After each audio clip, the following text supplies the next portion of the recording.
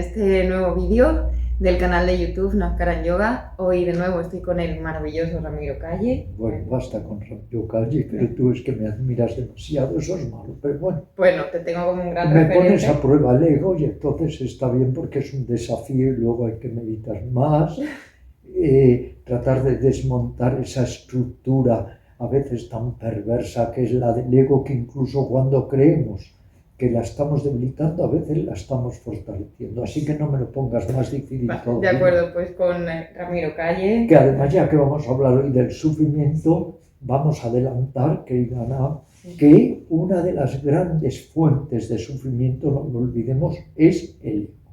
Bien. Había un maestro que decía, sin ego serías invulnerable, lo cual quiere decir hasta qué punto el ego nos hace frágiles, quisquillosos, susceptibles y en suma pues totalmente heribles o vulnerables. ¿Sí? Bueno, tenemos que hacer un gran trabajo, ¿verdad? Todos, sobre él, sí, enorme sobre el trabajo. ego. Bueno, pues en ese camino estamos, vamos a intentar Eso hacer es. todo lo posible. Ya que estamos hablando de ello, ¿cómo podríamos rebajar nuestro ego? Que de alguna forma siempre está presente, Sí. y no lo podemos eliminar. Esta es una gran pregunta. Yo creo que el ego es tan complicado, se ha llegado a decir, como sabes, que es una etiqueta pegada a ninguna parte, porque cuanto más buscas el ego, menos lo encuentras. Yo recuerdo que hace muchos años en el Himalaya, en el norte de la India, me entrevisté largamente con el que entonces era considerado uno de los lamas más importantes, un alto lama que era Kalu Rinpoche, con el que además tomé refugio, y le pregunté, ¿qué es el ego? ¿Existe el ego? Y él me dijo, mire su mano, ¿eso es el ego? Mire su pierna, ¿eso es el ego? Mírese usted en un espejo, ¿eso es el ego? Como diciendo, cuanto más lo buscas, menos lo encuentras, pero sin embargo siempre está ahí, que nos está dominando y que nos está condicionando con sus hilos, aparentemente invisibles, pero que luego son tan perversos y que mediatizan todas nuestras actitudes, conductas y reacciones. A tu gran pregunta, ¿cómo empezar un poco a descubrir y a desmantelar toda esa organización, esa estructura egoica?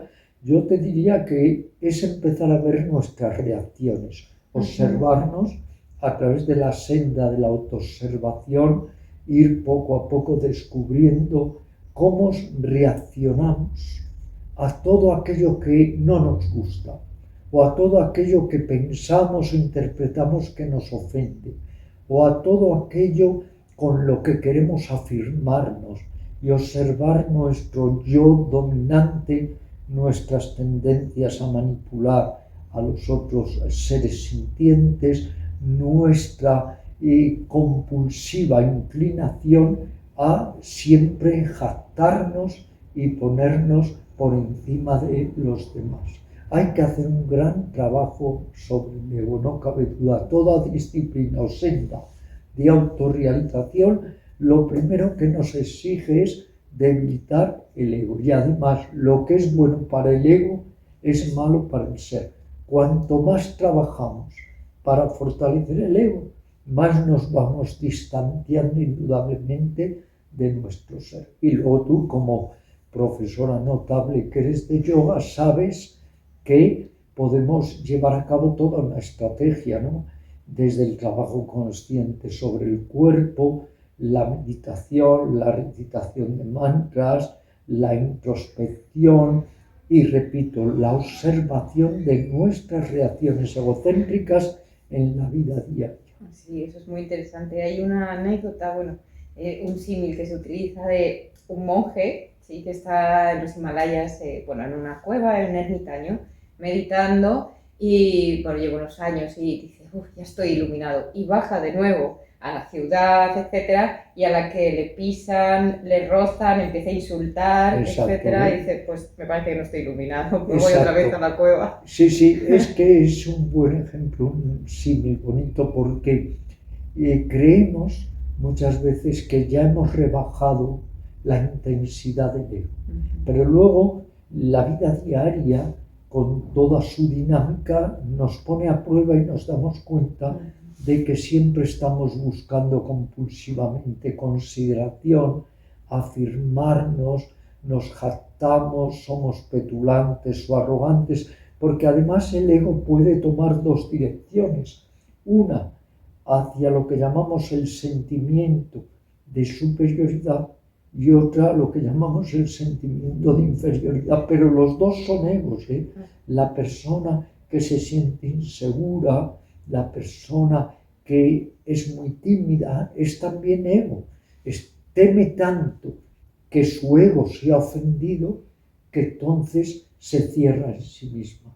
Y luego la persona que se cree por encima de los demás, eso es gravísimo, claro, porque eso es un ego exacerbado, sobredimensionado. Hay que tratar de encontrar un punto de equilibrio para no incurrir ni en el sentimiento de inferioridad, pero ni mucho menos en el sentimiento de superioridad. Qué buena reflexión, sí, tanto las dos polaridades, ¿verdad? Cierto, ¿Cómo llegar a ese punto medio?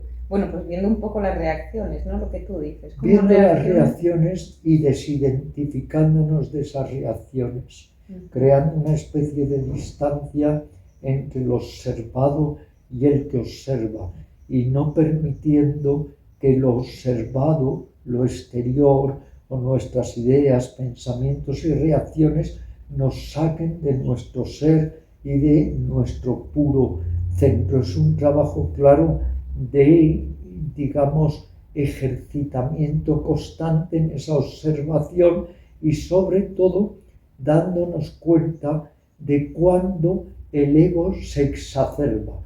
Y el ego se exacerba cada vez que incurrimos en actitudes de prepotencia, de arrogancia, de afán de manipular o de dominar. Ahí podemos ver los rostros más feos y más destructivos y autodestructivos de nuestro propio ego. Sí, podríamos definirlo como cuando dejo de ver al otro como ser humano. Claro, es que la persona muy egocéntrica, lo que se llama narcisista, no tiene ojos para ver a los demás, no tiene ojos para descubrir las necesidades ajenas y por tanto muchísimo menos para atenderlas. Recuerdo una entrevista que mantuve con Babaji Muktananda, ¿no? Hace muchos años, unos meses antes de que muriera, y me dijo palabras textuales. Con ego no se puede ser feliz. Cuando empiezas a dominar el ego, comienzas a ser feliz. Porque claro, el ego es estar sirviendo a una imagen, a una autoimagen, y es como el actor que se identifica tanto con el personaje que interpreta que deja de ser él mismo y se aliena o enajena. Luego, ya que vamos a hablar también del sufrimiento en general, hay que decir que no cabe duda de que el ego es una gran fuente de sufrimiento que nos provocamos a nosotros mismos, pero que luego, como el ego encejece, el ego nos ofusca, nos obnubila, también provocamos inútil sufrimiento a las otras criaturas, sean humanas o animales. Hay que hacer un trabajo importante para llevarlo en equilibrio de alguna forma, porque también es el que nos va a hacer cosas a lo largo de nuestra vida terrenal, en esta experiencia terrenal, en este cuerpo. Sí, nadie puede matar el ego o aniquilarlo, que puede ir quizá, no sé, a una jungla de por vida, claro, como algunos monjes en Tailandia, en Birmania, entonces se pueden despojar totalmente del trabajo, la faena del ego, pero en la vida diaria el ego en cierto modo se necesita porque es también la identificación con nuestro cuerpo, nuestra mente, nuestras necesidades, nuestro trabajo, nuestras apetencias, nuestras aversiones. El problema no está en el ego, el problema está en que el ego nos domine. Si el ego vamos consiguiendo que sea un secretario, un mayordomo obediente, no hay ningún problema, pero claro, cuando el ego se vuelve nuestro soberano, nuestro señor, entonces comienzan absolutamente todos los problemas, porque el ego divide, el ego no permite la verdadera compasión ni generosidad. El ego induce a la avaricia, los celos, la rabia, la envidia, el afán de venganza. El ego tiene muy pocas cosas buenas. Lo que pasa es que un lado totalmente, desde mi punto de vista, equivocado de la autoayuda, de lo que se ha venido a llamar autoayuda, que muchas veces se vuelve autodesayuda, o un lado erróneo de la llamada nueva era, glorifica el ego, considera que el ego es una gran fuerza que te puede ayudar. Pero claro, si lo que te ayuda es a destruir, a autodestruirte, si lo que te ayuda es a ser más ambicioso negativamente, más voraz, más codicioso, a odiar más, a competir más y destruir al otro competidor, etcétera, pues ese lado del ego mejor es que podamos superarlo. Y en ese sentido, cuánto tenemos que querer y admirar a los animales, porque los animales tienen un ego colectivo, ellos forman parte de las leyes del grupo, pero el animal no tiene un ego individual, personal, que alimentar. Por eso yo decía siempre de mi amado gatito Emil, que era quien más me quería porque nunca me juzgaba y nunca era rencoroso conmigo. Le regañas, le das un cachete, pero nunca son rencorosos. ¿Cuánto tenemos que aprender, sí, de los animales en este sentido? Y además los gatos cuando no quieren venir, no vienen, o sea, vienen cuando esa naturaleza fluida, independiente, pero de alguna manera eso, nunca verás que alberguen codicia, odio, rabia, todo eso que alberga el ser humano y que nos enferece y que además nos hace, en lugar de avanzar en la escala de la evolución consciente, todo lo contrario, involucionar y regresar.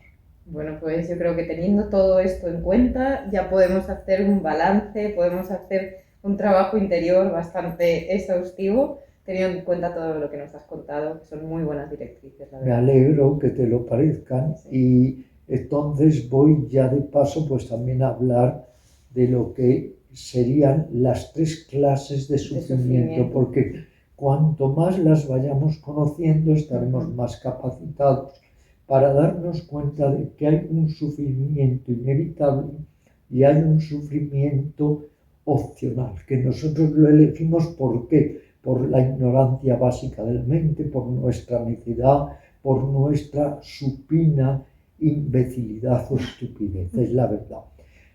Está por un lado el sufrimiento inevitable, que es el sufrimiento inherente a la vida y que alcanza a todos los seres sintientes y por eso se ha llamado sufrimiento universal.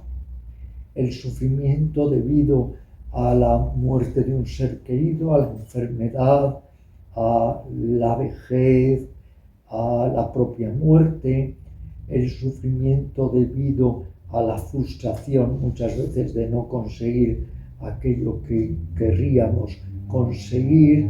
Hay diversas clases de sufrimiento que alcanzan a todos los seres sintientes y que se ha llamado sufrimiento inevitable. Buda, con su inteligencia primordial tan desarrollada, decía que es que hay unos hechos incontrovertibles, como la enfermedad, la vejez y la muerte, que nadie puede escapar a ellos y nos hacen sufrir. Pero aún así, de acuerdo a nuestra actitud, podemos sufrir más o menos. Porque ¿qué es el sufrimiento? El sufrimiento es todo aquello que sentimos como ingrato, doloroso, desagradable, incómodo. El sufrimiento es también la insatisfacción profunda, el sentimiento exacerbado de soledad, la insoportable levedad del ser, esa especie de vacío existencial. Hay distintas clases de sufrimiento que están ahí y que incluso con trabajo interior, aunque sea un sufrimiento inevitable, podemos debilitar. Pero luego vienen las otras 2 clases de sufrimiento, que es una, la que nace de la mente ofuscada, es decir, de la ignorancia básica de la mente. Somos unos grandes neuróticos. tenemos una mente discapacitada. Hemos convertido la mente en la mayor fábrica para crear sufrimiento. Es una mente absurda, es una mente que como un escorpión se clava una y otra vez a sí misma el aguijón. Esta mente neurótica nos está a todos causando mucho dolor, pero al primero que le causa dolor es a uno mismo. La mente ofuscada te causa sufrimiento propio. Pero luego, debido a esa mente neurótica ofuscada, enfermiza, causamos un dolor totalmente gratuito a las otras criaturas. Así como la primera clase de sufrimiento, el llamado sufrimiento inevitable, hay que asumirlo y hay que aprender de él, pero no lo podemos evitar, es insoslayable. El sufrimiento que nace de la mente ofuscada o necia, sí lo podemos evitar en cuanto la mente la transformemos y pase de ser una mente ofuscada a una mente clara, una mente totalmente necia a una mente sabia. Y en el mismo momento en que nuestra mente deje de alimentar sufrimiento debido a la ofuscación, ya tampoco vamos a causar sufrimiento a los otros seres. Quiero decir con esto, en resumen, que así como la primera clase de sufrimiento es inevitable, el sufrimiento que nos causamos a nosotros y el sufrimiento que causamos gratuitamente a los demás, en el momento que nos equilibremos, dejaría de existir, cambiaría totalmente la faz del mundo. Y no olvidemos, nosotros como profesores de yoga, que el yoga nace básicamente para eliminar el sufrimiento inútil de la mente, y que por eso el yoga es una técnica de liberación mental. Y es una técnica para liberar la mente de tendencias nocivas, destructivas y autodestructivas. ¿Y quiénes fueron, fíjate, Nav, que a veces lo olvidamos, los dos más grandes yogis de la India y quizá de todas las épocas, los Mahayogis, los grandes yogis, fueron Buda y fueron Mahavira? A Buda se atribuye la fundación del budismo y a Mahavira la fundación del jainismo. Vivieron en la misma época, hace 2500 años, y han sido los yogis de los yogis de los yogis. Pero ¿qué sucedió luego? Que el hinduismo, que tiene para eso una gran capacidad, se apropió o intentó apropiarse del yoga. No, el yoga no es hindú. El yoga ha sido hinduizado, jainizado, budizado, cristianizado, islamizado, etc., como un método ascético para el autodesarrollo y para librarnos del sufrimiento inútil. Pero no pertenece afortunadamente a ningún sistema, a ningún culto, a ninguna religión. Por supuesto, es suprarreligioso, lo que quiere decir que está más allá de cualquier religión, porque además no exige creencias.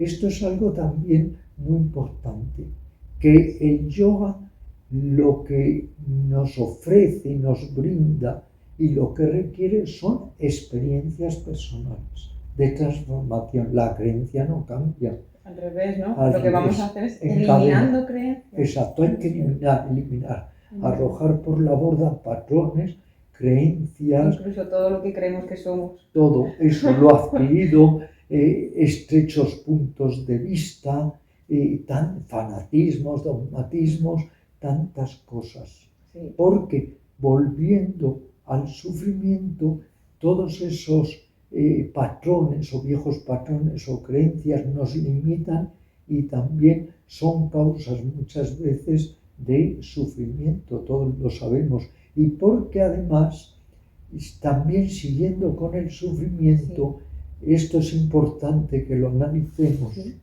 cuánto sufrimos por no querer sufrir y cuánto sufrimos por apegarnos a lo que nos gusta. Y entonces también surge el miedo a perder lo que nos gusta, que es otro tipo de sufrimiento. O sea, que nace, en resumen, lo hacemos muy mal, estamos desde hace miles de años causándonos a nosotros y a los demás sufrimiento inútil.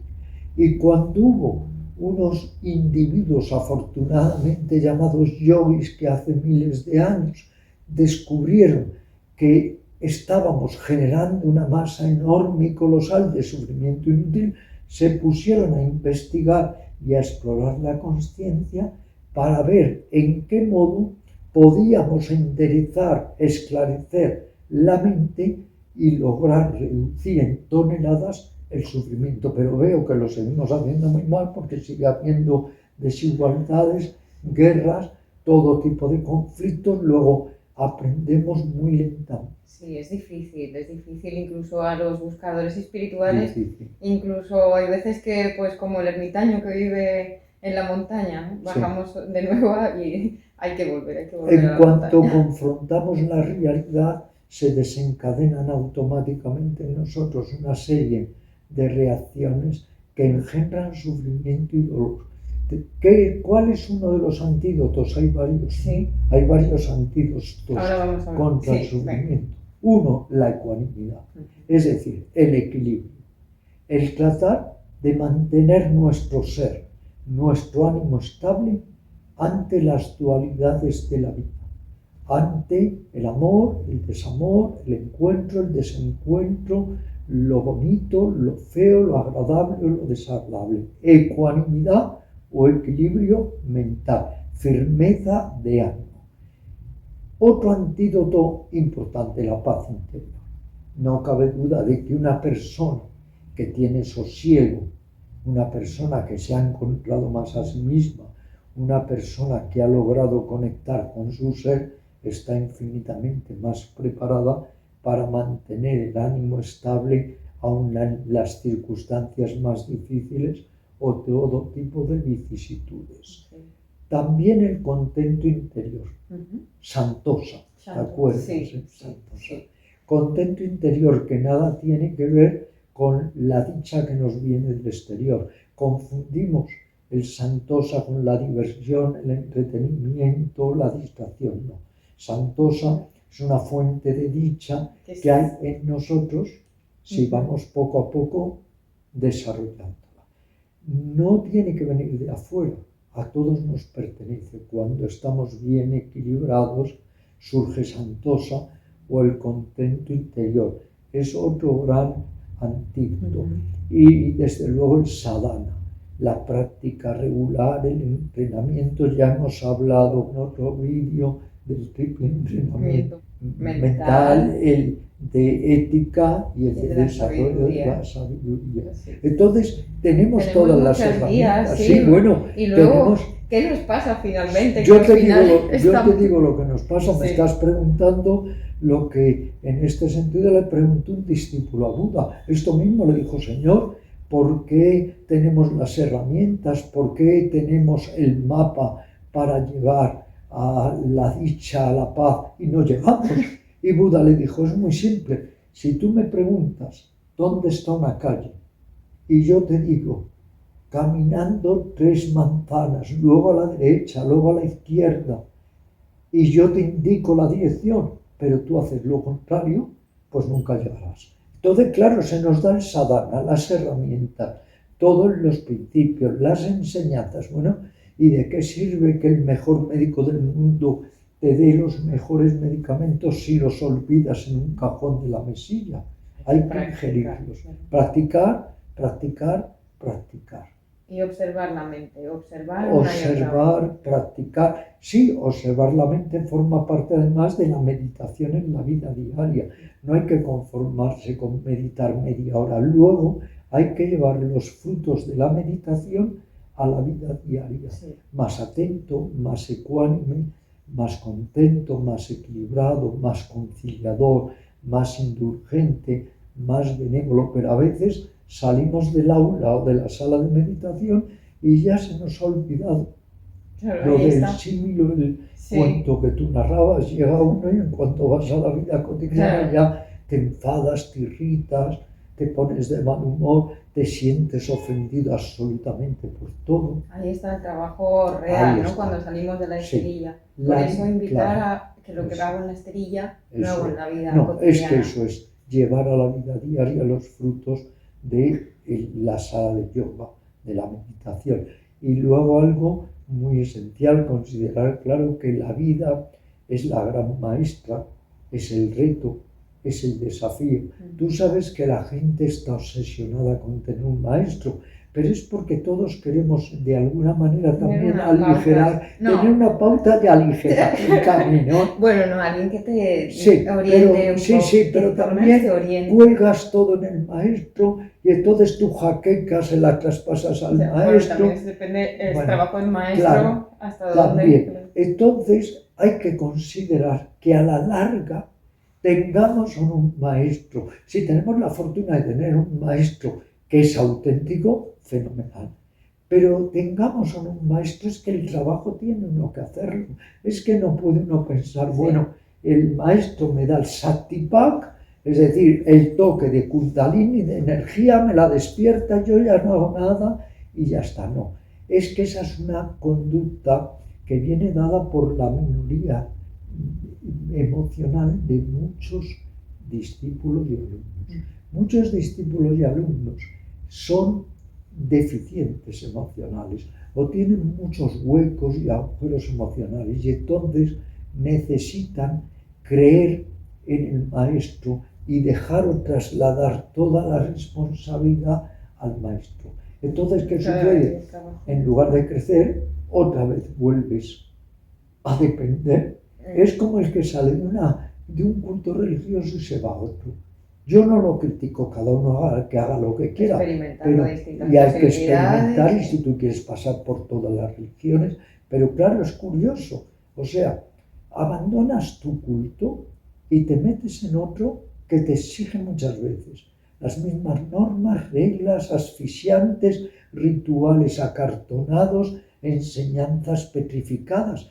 No nos damos cuenta de que al final uno tiene que hollar, caminar su propio sendero, aunque se hagan llagas en los pies, aunque sea un camino de sangre. Había un maestro mío, un conocido, en mi juventud, que siempre me decía, mira, Ramiro, es que lo que no podemos negar es que esto es un camino de sangre, en el sentido de que cuesta. De sufrimiento. Hombre, ya que hablamos claro, de sufrimiento. Pues sí, es un sufrimiento para ir más allá del sufrimiento. Es un sufrimiento voluntario para atravesar el sufrimiento neurótico y trascenderlo. Es que voy a sufrir un poco en la meditación para ir más allá del sufrimiento neurótico, banal, egocéntrico de la mente. Y además, tú sabes también, otra cosa que seguro has indagado y habrás dicho en tus clases cientos de veces, que es que el yoga exige esfuerzo, pero es que además, lo dice bien claro Patanjali, esfuerzo y desapego. Ahí está todo. Es que creemos a veces que es esfuerzo y desapego. No necesita usted estar 3 horas en el Sirsasana boca abajo. Lo que necesita es esfuerzo y desapego. El esfuerzo de practicar, por ejemplo, todos los días, hombre, de estar todos los días, de volver a uno mismo. El esfuerzo de decir, hoy no me apetece hacer los ejercicios de pranayama, pero los voy a hacer. El esfuerzo de hoy no quiero hacer estiramientos conscientes o asanas, pero los voy a hacer, y así sucesivamente. Es que claro, hasta para aprender a patinar se requiere esfuerzo, y aprender un idioma y mantener una relación de amistad. Una relación de amistad es una disciplina. ¿Por qué hoy no hay verdaderos amigos por lo general? Porque ni siquiera le damos tiempo al amigo. Eso también es una disciplina, darle tiempo al amigo, que lo mejor de ti, como decía Gibran, sea para tu amigo. Entonces, sin esfuerzo yo creo que no se puede conseguir ni jugar al parchís. Bueno, pues lo tenemos en cuenta también. Nos estás dando hoy unas pautas maravillosas para seguir evolucionando, para aliviar este sufrimiento, esta ansiedad también que nos genera. Bueno, es que eso me alegra sociedad. Que lo digas, porque vivimos en no, una y luego ansiedad continua. me alegra que lo A digas, ver, Nat, por- sí, me alegra mucho que lo digas por lo siguiente, porque fíjate, tenemos la idea de que el sufrimiento es solo cuando es un sufrimiento fuerte y Sí, algo desgarrador. dramático. Sí, no, exacto. El sufrimiento es también la insatisfactoriedad, el estar insatisfecho, sufrimiento, esa especie de agitación o ansiedad flotante que todos tenemos, que dices estoy nervioso, no sé por qué, es sufrimiento. La frustración, el amargo sabor de la frustración, cuando he querido conseguir algo o alguien y no lo consigo y me quedo frustrado, eso es sufrimiento. El sentirse desconsiderado o humillado, es que hay miles de clases de sufrimiento, el aburrimiento. ¿Cuánto sufre esta sociedad que todo el día tiene que estar encontrando modos de superación del aburrimiento, porque no puede uno estar consigo mismo ni 5 minutos? Y el trabajo interior, además, que uno tiene que hacer. No Es que ahí está, no da opción pero a aburrirse. cuando no se le da una opción a ese trabajo interior, cuando no se le da una oportunidad, cuando, como decía Buda, vamos envejeciendo como bueyes, ganando en kilos, pero no en sabiduría, pues eso no tiene fin. Eso es siempre más de lo mismo, y no nos damos cuenta de que en ese exceso de externalización uno se va volviendo un huérfano en sí mismo. Vamos perdiendo nuestra esencia, nuestro puro ser interior, y eso debilita también nuestra salud mental, nuestra salud emocional, y nos hace dependientes de todos los estímulos del exterior. Eso es, sí. Creo que nos han hecho vivir en un paradigma social de vivir hacia el exterior, cuando realmente donde tendríamos que vivir es hacia el interior.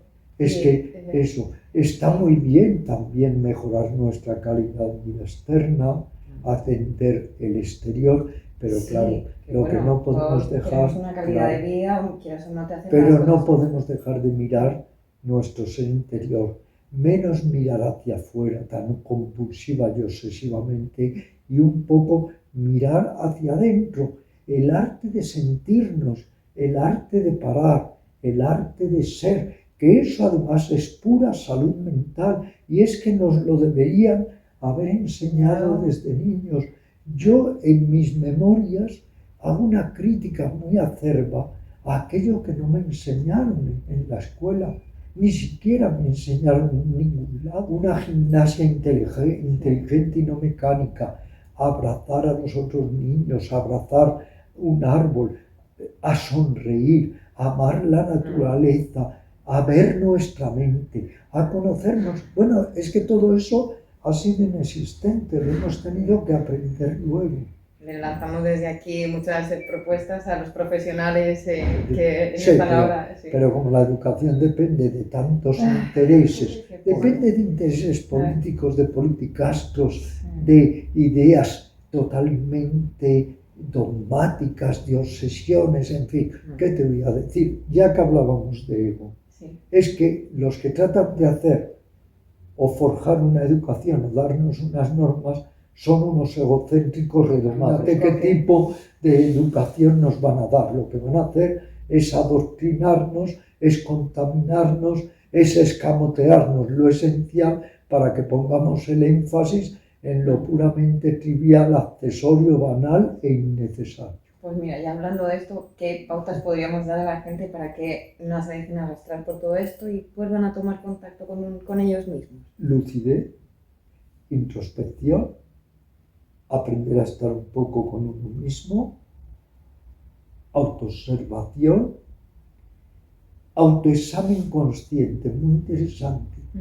Todos los días hacer un autoexamen consciente para ver ¿de cómo he reaccionado, por ejemplo? Exacto, cómo he reaccionado, si los propósitos que me había hecho de ser menos celoso, agresivo, rabioso, etc., he ido cumpliendo algo. Autoexamen consciente para ver de qué manera me he dañado innecesariamente, y lo más grave, he dañado innecesariamente a las otras criaturas. Autoexamen consciente para ver cuándo he reaccionado egocéntricamente, cuándo me he dejado llevar por mi ciego y mecánico narcisismo. Ese autoexamen consciente es una autoterapia magnífica que todos deberíamos realizar. En la antigüedad muchas corrientes espirituales, incluido los sufíes y tantas otras, practicaban o siguen practicando esta técnica porque nos ayuda a rectificar. Y rectificar, ya se ha dicho siempre, ¿de qué? De sabios. Eso es. Muy bien. Oye, Ramiro, cuéntanos, ¿tú tienes también alguna noche oscura del alma? Muchos. Sí. No, es que es como dijo aquel maestro, le preguntan cuándo iba a morir. Maestro, resúmanos su vida. Y dice el hombre, error tras error tras error. Pues yo he cometido infinidad de errores y luego he tenido encadenadas muchísimas noches oscuras del alma. Yo era un niño con una psicología extraordinariamente compleja, difícil, que fui desde luego un azote para mis padres y mis hermanos por mi insatisfacción, mi caos interior, y que tuve esa enorme fortuna de encontrar el yoga a los 15, los 16 años, que fue mi auténtica tabla de salvación. Muchas personas me dicen, ¿cómo ahora ya al borde de los 80 años sigues difundiendo y difundiendo y difundiendo? Y siempre replico, porque yo recibí un regalo maravilloso y creo que es mi obligación el compartir ese regalo con los demás. Eso es Sin adoctrinar, adoctrinar jamás, pero exponerlo. Quien quiere lo toma y quien no, pues no le hace ni el menor caso. Nada, ahí hay que poner las opciones y luego cada uno que vaya cogiendo lo que quiera. Que vaya cogiendo y ya está. Bueno, y uno saca la bandeja de pasteles y que cada uno elija y el que que uno quiere, lo quiere coger y tirar allá, muy bien. Y eso para también distintas opciones, Anda, pues oye, anda que cada que, uno vaya... fíjate, anda que en 60 años no habrá gente que me ha criticado, me ha vilipendiado, me ha insultado, me ha rechazado. Bueno, pues aquí aplicar, ya que tú nos pusiste un símil antes, una historia tan significativa, pues aquella otra de cuando llega el discípulo al maestro y le dice, maestro, ¿cómo debo ser ante el insulto y el halago? Y el maestro le dice, vete al cementerio más cercano, insulta a los muertos, halaga a los muertos y luego ven y me cuentas lo que te han dicho. Vuelve el maestro y dice, no me han dicho nada. Dice, pues así tienes que ser tú, como un muerto ante los halagos y los insultos. Eso te iba a preguntar, ¿cómo llevas cuando te critican? Bueno, pero si es que en eso ya estoy pasado de rosca, saturado, es que ten en cuenta que he tenido desde amenazas de muerte. No me digas. Todo, vamos, he ido a la comisaría varias veces simplemente por dejar reflejo. Eso ya desde hace muchos años. He tenido todo tipo de cartas insultantes que no solo me las han mandado a mí, las han mandado por lo visto a todos los centros de España. He tenido reproches, pero uno ya está tan curtido, lógicamente. Ten en cuenta que cuando yo comencé con el yoga era en plena dictadura y ya había revistas de tinte eclesiástico que decían de mí, ese joven loco barbado, porque yo era barba. Claro, llevar barba ya era... Y por otro lado teníamos un gran enemigo, hay que decirlo, que era Ratzinger, que es que cada 2 por 3 se dedicaba a decir que el yoga, que la meditación, pues eran casi cosas del diablo y desaconsejaba totalmente a los cristianos el yoga, la meditación y estas prácticas. Es curioso, cuando en el cristianismo ha habido una larguísima y fecunda tradición de contemplativos y de meditadores. Eso es, y si me permites, hacemos referencia que el otro día también estábamos hablando de la religión, me quedé con ganas de compartir que todos, bueno, en alguna forma conocemos a Pablo Dors, que es un gran meditador católico. Bueno, no, y tantos... Que no ha tenido su biografía del silencio también. No, sí, y tantos porque ten en cuenta que todo el movimiento contemplativo, que yo lo he indagado, pero muy a fondo, uno de mis libros preferidos está en mi mesilla y es un estudio muy completo de todos los movimientos contemplativos en el cristianismo. Pues de alguna manera todo eso lo ignoran aquellos que nos quieren hacer creer que el yoga, que la meditación son casi diablos disfrazados para tentarnos y llevarnos al mal camino. Pero siempre ha habido de alguna manera este desconocimiento, porque lo fácil es criticar sin luz mental, lo fácil es criticar desde el fanatismo, el dogmatismo o la malevolencia. Y tampoco hay que olvidar, y siempre se ha dicho, que este es un país de muchos envidiosos. Entonces, como hay una envidia generalizada, pues hay esa tendencia a destruir a los que por lo demás destacan en cualquier campo. Si tú destacas limpiando primorosamente un piso, pues te agredirán las personas que meten la basura debajo de la alfombra.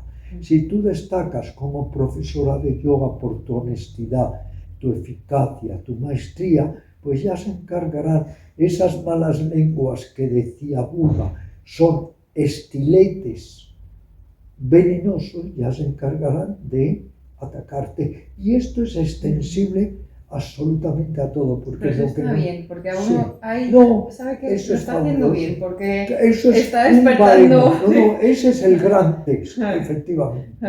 Si nadie dice nada, es que no estás en nada produciendo de una Sí, manera ha adecuada. despertado. Es Entonces, que por ahí va. claro, Por ahí va. ahora, aquí vuelvo a ese triple entrenamiento que exige también el entrenar la mente, entrenar la palabra correctamente y entrenar los actos, la triple autovigilancia. Voy a vigilar mi mente para evitar pensamientos insanos. Voy a vigilar mi palabra para no dejar que mi lengua se vuelva ese estilete venenoso que hiere a los demás, que calumnia, que difama, que crea maledicencia, discordia. Eso es terrible. Y voy a vigilar mis actos para que sean en la medida de lo posible también más amorosos y más constructivos. En el ser humano hay una rarísima tendencia muchas veces a lo destructivo. Eso es cierto. Sí, ¿por qué? ¿Por qué No, pasa? eso lo decía Vivekananda. Vivekananda decía, si aparentemente cuesta lo mismo pensar y sentir en positivo que en negativo, ¿por qué hay esa tendencia a lo negativo? Pues porque en principio tenemos una mente discapacitada y una consciencia opacada, una consciencia muy oscurecida. De ahí la necesidad de ir aprendiendo a activar equilibradamente la mente, pero también ir limpiando, abrillantando la consciencia para poder llegar a eso que tú y yo ya otras veces hemos comentado, una mente clara y un corazón tierno. Que si todos consiguiéramos mente clara, corazón tierno, es que desde luego este planeta sería un paraíso, y así pues está siempre muy cerca de ser un infierno, por lo menos un purgatorio. Bueno, vamos a hacer todo lo posible por buscar aquí un jardín del Edén, por hacer aquí un jardín del Edén en medida de lo posible. Esos buenos deseos que tú ahora estás teniendo son los que tuvieron los primeros yogis hace 7.000 años, cuando se dieron cuenta de hasta qué punto había ofuscación, corrupción en la mente humana, hasta qué punto nuestra conciencia estaba opacada, hasta qué punto nuestra mente está limitada, dijeron no hay que conformarse, no hay que resignarse fatalistamente a esto, hay que cambiarlo. Entonces empezaron sobre ellos mismos, convirtiéndose ellos mismos en sus laboratorios vivientes, comenzaron a trabajar y empezaron a crear, a ensayar, a concebir técnicas de autodesarrollo, la meditación, la concentración, la visualización, la autoexploración. Luego vino el trabajo consciente sobre el cuerpo, la autoinmersión, el savasana muy profundo y tantas otras cosas. Y aquellos primeros yogis seguro que alcanzaron una serie de metas que ahora ni podemos concebir, pero que yo estoy convencido de que fue así y por eso las reflejo, las constelo en mi novela El Fakir. Por ejemplo, la muerte consciente. Altamente recomendable, de verdad. Gracias. El Fakir, Muchas gracias. lo leí hace ya mucho tiempo, pero de verdad lo tengo guardado en el corazón, pues con muchas gracias, tanto cariño al personaje, al protagonista, todo. Muchas gracias. Y en El Fakir bueno, hablo, y a ti, claro, por supuesto. Y en El Fakir hablo de la muerte consciente y autoprovocada. Llegaban a tener tal dominio sobre su corporidad que podían provocarse la muerte conscientemente cuando ya consideraban que este cuerpo estaba viejo, no servía para nada, pues de una forma totalmente conscientes y autoprovocaban la muerte. Para que veamos dónde podemos llegar, y todos los monjes tibetanos también de alguna forma también hacen eso, se sientan en meditación y cuando van a dejar el cuerpo ahí se quedan hasta que... Tenemos una serie de poderes, por lo menos incipientes o potenciales, que todos podemos empezar a actualizar.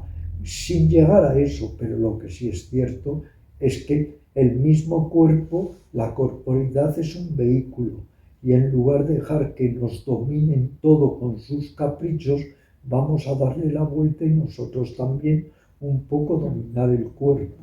Vale, ahora de todo esto que estamos hablando se me despierta la idea de ¿y dónde dejamos esa parte del placer, entendiéndolo como a disfrutar esta experiencia terrenal de los pequeños detalles, caprichos? Todos de alguna forma tenemos una válvula de escape en esa disfrutar de la vida. Por supuesto, boga y yoga.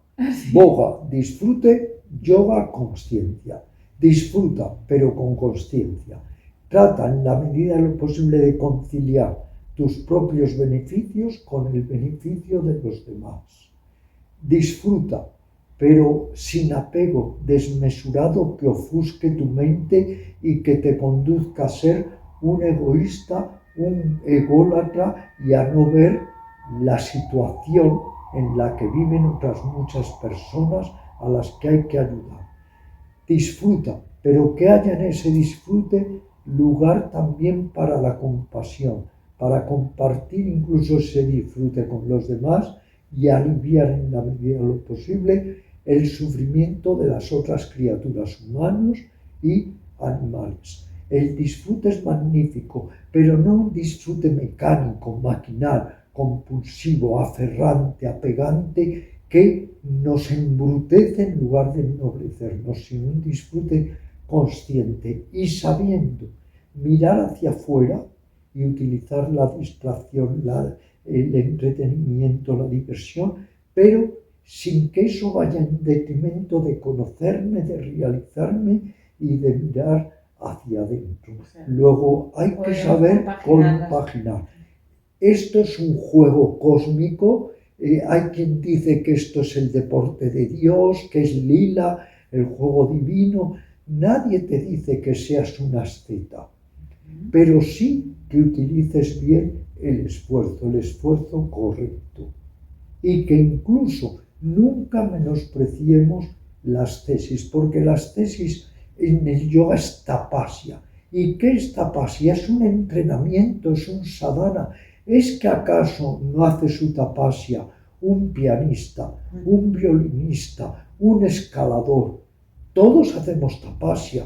Entonces en el yoga el tapasya es un entrenamiento para ir logrando canalizar y enderezar bien mi mente, para cultivar y embellecer mis emociones, para ser mejor persona. O sea, es que es como un bloque de mármol. El bloque de mármol en potencia ya es una escultura, pero hay que esculpir. Pues tenemos que pulir y esculpirnos a nosotros mismos y nos daremos cuenta entonces de que podemos también aprender a instrumentalizar el sufrimiento, que el sufrimiento no hay que verlo como algo horroroso.